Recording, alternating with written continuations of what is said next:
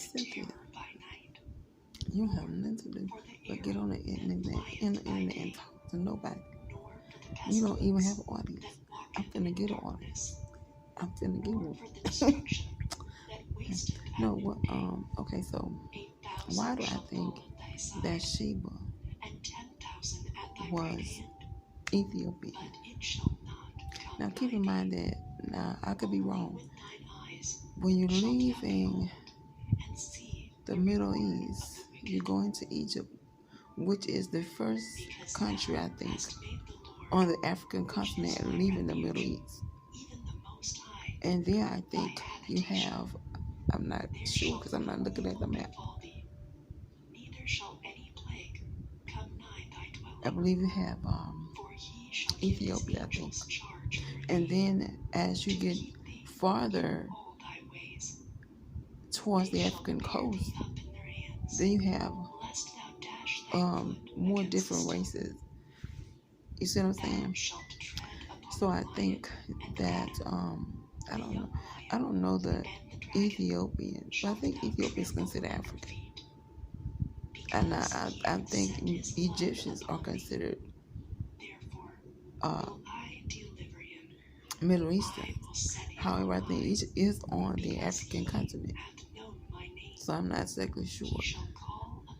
But I think they have very close connection. Egyptians have very close connection to Africa. I think because I met this Egyptian woman, and she's very regal in appearance, very straight, silky hair, very dark, very regal, very articulate. But she had an identification as if she was more African than Middle Eastern, as I spoke with her. So, I have not been to Egypt.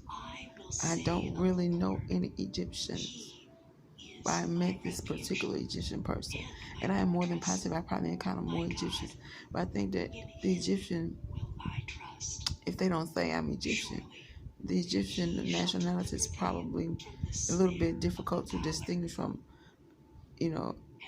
the general Middle Eastern, because a lot of those Iraqis are darker too, or dark skinned as well.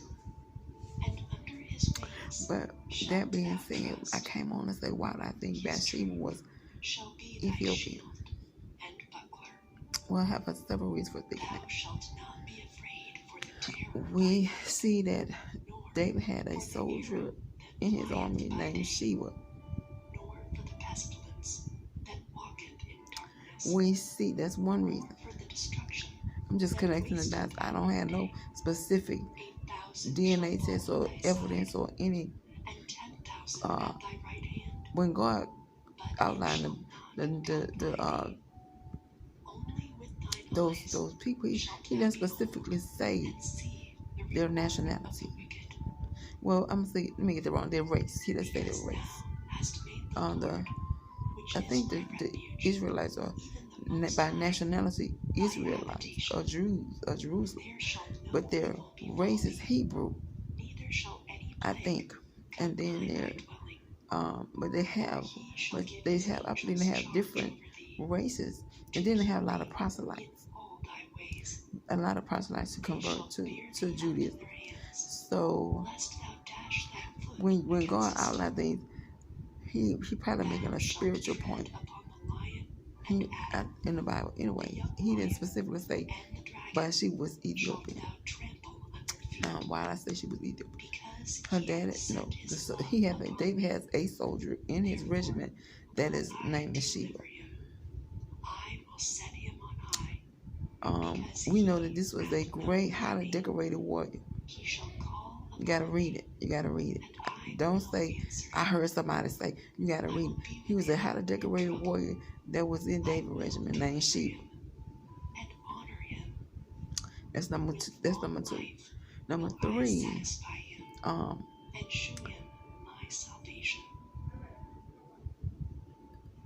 Solomon speaks to his black wife. He speaks to his black wife. I'm gonna tell you why I think what that has anything to do with. Now, from there, the Bible does not say anything about Bathsheba's nationality. It doesn't say that Sheba, the soldier, was a Ethiopian. It might say that. I have to read it. It may specifically say that he was Ethiopian. It may say that. But I don't recall it saying that. If I make a move, I'm gonna bring everything I feel supports my theory that she was Ethiopian. Now, let's talk about our suppositions based on these things mentioned in the Bible. That there's a highly decorated soldier named Sheba in David's army. That Solomon speaks to his black wife. Let's make some suppositions based on those things. And now, when you see that they name their children, some of them, you know what I'm saying? Jesus says, Bar Jonah, son of Jonah. I learned when I was doing some research on names that Bathsheba is Bat, B-A-T, Sheba, S-H-E-V-A, Bathsheba. Bat, daughter of Sheba. Bat, daughter of Sheba, Bathsheba. Now the name pronounced in English is Bathsheba. But in that language, in the Jewish language, it's Bathsheba. Bat, B-A-T, Bathsheba, S-H-E-V-A, Bathsheba, daughter of Sheba. So we can surmise, we can suppose, these are suppositions I'm making based on the things mentioned in the Bible, that she could be the daughter of the highly decorated soldier that's in David's regiment. Now we can suppose a soldier's life may be that David's may mean he could be in close proximity to David. So he would know a lot about David, including his interest in the female. He would know a lot about David, including his worship of God. I would suspect David worshiped God before he went to battle. So he would know a lot about that. So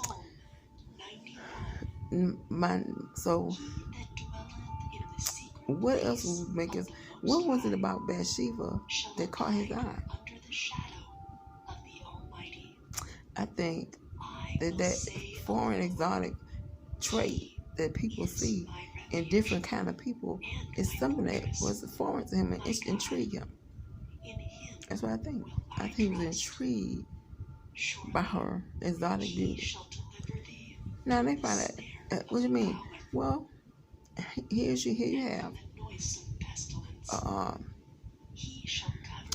a slaughterer for a father, a warrior that is a slaughterer. Imagine how fit he must have been.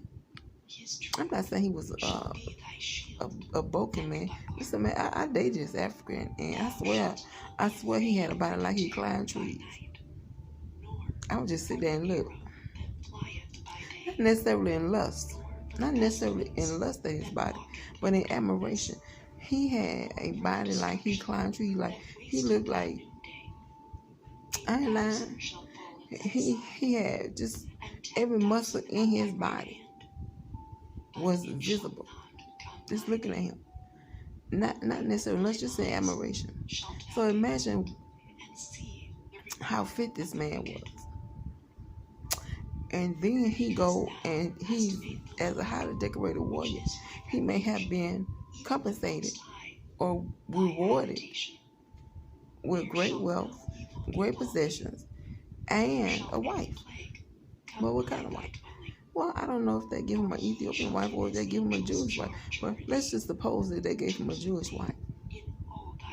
Remember, when you read the book of Proverbs, you haven't read the book of Proverbs. Okay, when you read the book of Proverbs, Solomon says, "My mother told me, my son, in all you're getting, get wisdom." What is she saying to him? She is reiterating to him what she's read. She's reiterating to him what she has read. So we can assume that she is taught the Jewish faith like her mom. So I can make a supposition that when she is weaned, Bathsheba is weaned, she began to learn the scriptures, the Torah, like the other Jewish kids. So we have a very exotically beautiful woman that has a Jewish mother and a very fit Ethiopian father. Now Ethiopian have African hair, but it's less tightly curly. It's more loose and curly than the average African hair. And then you have the Jews that have silky hair. And then she probably have we can suspect she was more probably olive, dark, or European. You know what I'm saying? We don't know how prominent her Ethiopian or African features were, but we can in our mind imagine what that could possibly look like. So that explains what it was about her that caught his eye above any other woman that was considered beautiful. The Bible says Esther was so beautiful that she won the beauty contest among women that from all regions around there, all region of women, probably Pakistan, India, Egypt, Iran, Iraq, all the region. I just say they went and got women from every Africa. They went and got women from every region. And guess who won the woman right there from the Jewish nation? From the Hebrew woman. So even something more beautiful than Esther caught his eye. So it had to be that exotic mix of her features. So that explains a lot. Because I'm sure a lot of people was tripped up by what the hell she must have looked like. You know what I'm saying? She had big bosoms. You know what I'm saying? We have no idea what she looked like. I would actually suppose, based on the cultural atmosphere, that she didn't have no big bosoms. She could have. We see some very developed young girls, but I don't think she did. I think that's why his intensity with her fascinated him. Because I think, there's a point where a woman began to come from a child as her body began to increase in estrogen. And when you have a child, remember Bathsheba got pregnant and had a child that died. When you have a child, your body increases in estrogen to nurture that child, so your body can nurture that child. But that child died. I bet that estrogen blossomed her body even more. You see what I'm saying?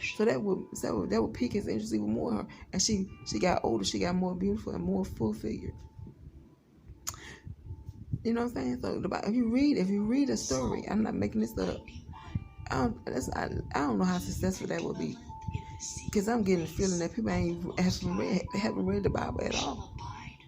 Haven't read the Bible at all.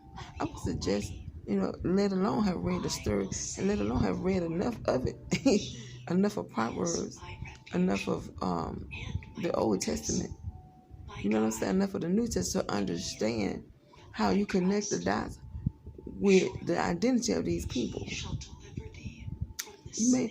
So if I do some kind of thing like that, I'll probably have to go ahead and make a timeline and a map of the biblical region and a info factoid kind of thing of the culture of the time.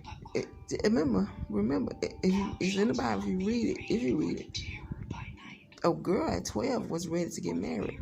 I didn't say girls got married at 12. A girl at 12 was ready to be betrothed. And at 12, you read the Bible. Now, either some parents probably let her wait and blossom and meet a man on her own, I believe some parents did that. And some parents probably went on ahead and found a husband and put them together and arranged the marriage. Some parents probably did that, and some parents just went on ahead and let her. I've seen this beautiful woman, I can't think of her name, Iyashiwari Y, 30-something years old, very beautiful. And she just had the most amazing wedding I ever witnessed in my life.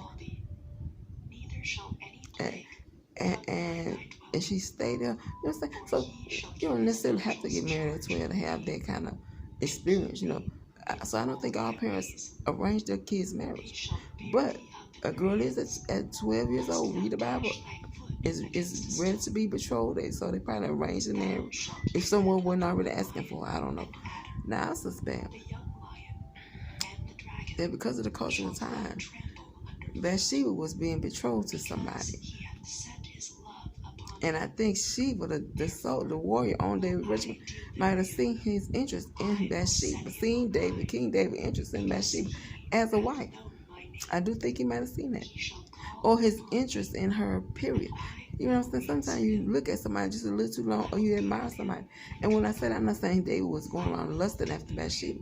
Remember, if they worshiped together, if he saw her around, when he might have seen Sheba for any reason, you know what I'm saying?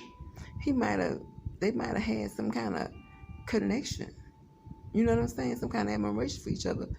You know what I'm saying? Remember, King David was a highly notorious, famous man for his virtue and his integrity, and for killing Goliath. And he was a musician. David was a celebrity. And he was a musician. Highly integrity man. You see what I'm saying? So the woman was probably going around losing their senses when he walked by. You see what I'm saying? So we probably have an interest on both of their parts.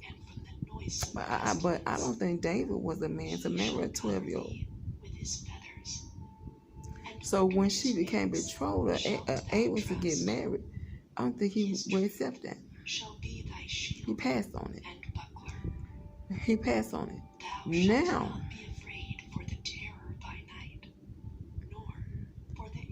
Now her father might have wanted something. And knowing that he had an interest in her.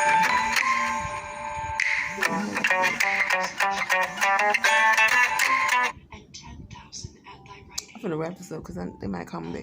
Knowing her father had an interest, knowing that David had an interest in her.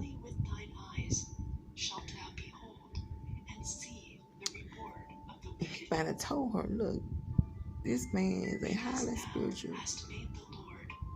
You see what I'm saying? Highly spiritual man. I think David sent her there for several reasons. What she can get and what David could get.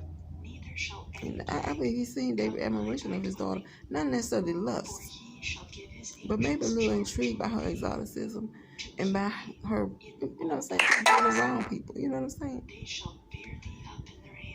So he went and he told her. I think that he told her, go to this river by the palace. The king's bedroom is up above. And he said he's a very devout man. Perform this ritual. Why would David watch that ritual? Because he probably had heard it as the preachers preach about it. He might have heard the preacher preach about the woman. Do your ceremonial cleansing of women. As God has outlined, you know. I think that probably was for health reasons. And you read the Bible. If you read the Bible, I think that was for health reasons at that time. Now, right, but he probably heard it, and he sit around watching women clean themselves after they have their menstrual cycle. But he had heard it. Now here she come and she performed the ritual, and she do it in a very ceremonial way. That might intrigue him. Then her exotic appearance intrigued him. Then her request. At 14 years old, I believe she was 14. People probably in the movie would probably want her to be 16. But remember, Juliet was 13. Romeo and Juliet were 13 years old. I think they both were the same age. But remember, she was 13 years old, and she swore to God on her deathbed that she loved Romeo. So we see a 14-year-old asking for a romantic encounter with this man. It's a romantic encounter. I wouldn't say she was asking to be fucked. She was asking for a romantic encounter with this man. David was a highly virtuous, highly integrity man. A highly integrity man. Highly integrity man. That was very romantic. It's very romantic to have that experience. And her father had to send her to do that. He had to know that that man had looked at her somehow in admiration. He had to know that.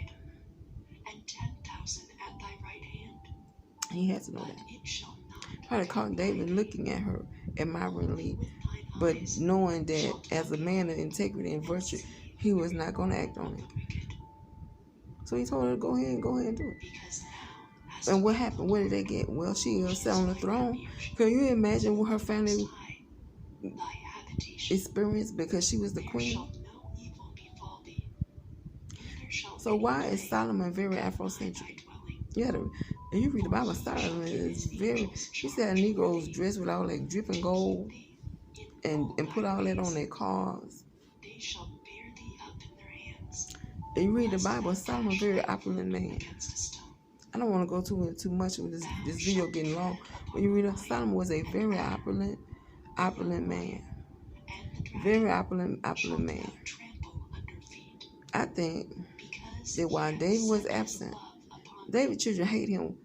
I don't think because he was not around. I'm supposing that he was not around. Where was he? He was at worship or he was at war? Or on some kind of king duty. And when he was not around, Solomon was his African mother. That would explain his interest in the African race. His African parents, her African grandfather. Look how opulent Solomon. Solomon probably was with that greedy ass grandfather Sheba all the time when he wasn't with Bathsheba or David. And David was absent. Look how Solomon was a very opulent man. Very opulent. Very opulent man. And so I think in my mind, and I'm making a lot of suppositions, I think that Bathsheba definitely was Ethiopian descent. I would definitely love to get off into that as a project. I would definitely love to do that. But people say, "Ooh, that's gonna be hell gonna be fire on the screen." but you miss a lot of cultural details. So you finna give your fucking money away. Let me shut my ass up. So let me get into this video, get too long and see that it was calling me.